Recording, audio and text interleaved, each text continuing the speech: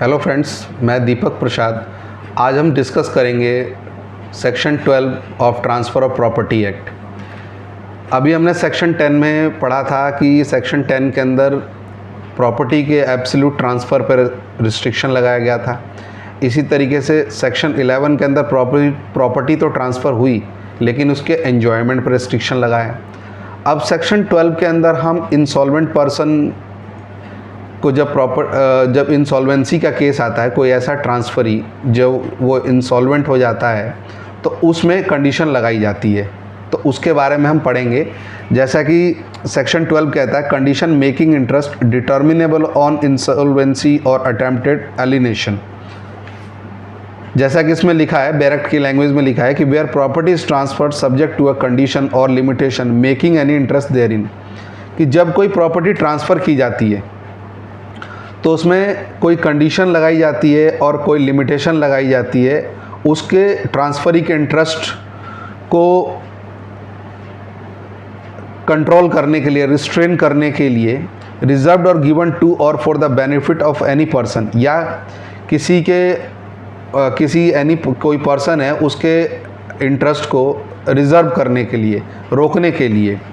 To cease on becoming an insolvent or endeavoring to transfer or dispose of the same, such condition or limitation is void।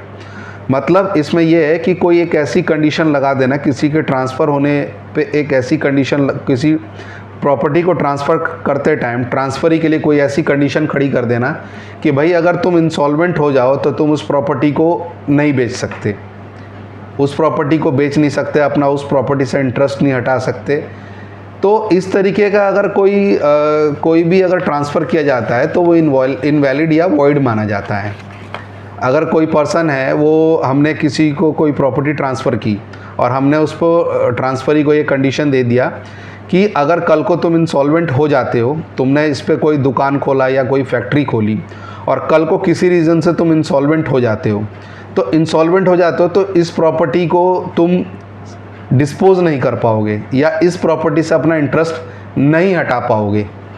तो जब इस तरीके की condition लगा दी जाती है तो इस तरीके का ट्रांसफ़र जो होता है वो इनवैलिड माना जाता है, वॉइड माना जाता है, शून्य माना जाता है।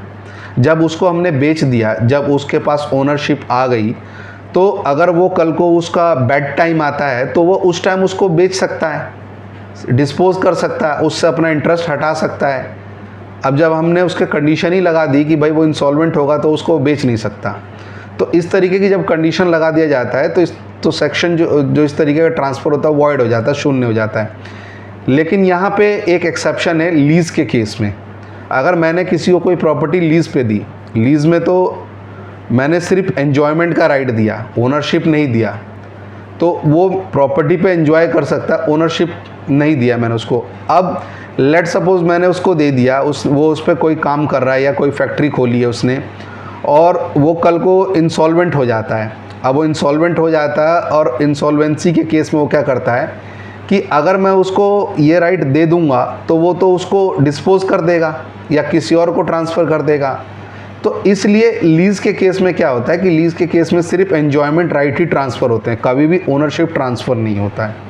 तो ये छोटा सा सेक्शन है, लेकिन ये एक स्पेसिफिक चीज़ के बारे में बताता है कि जब पर्सन इंसॉल्वेंट हो जाए, आई मीन ट्रांसफरी, तो उस कंडीशन में किस तरीके की लिमिटेशन लगी हुई है, कंडीशन लगी हुई है।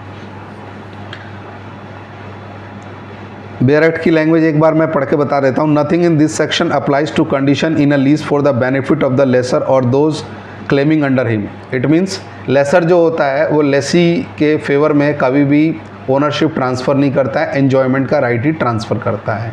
आई होप मेरी वीडियो समझ में आई होगी आपको। अगर फिर भी कोई इशू है तो आप मुझे कमेंट बॉक्स में कमेंट करें। मिलते हैं नेक्स्ट वीडियो में।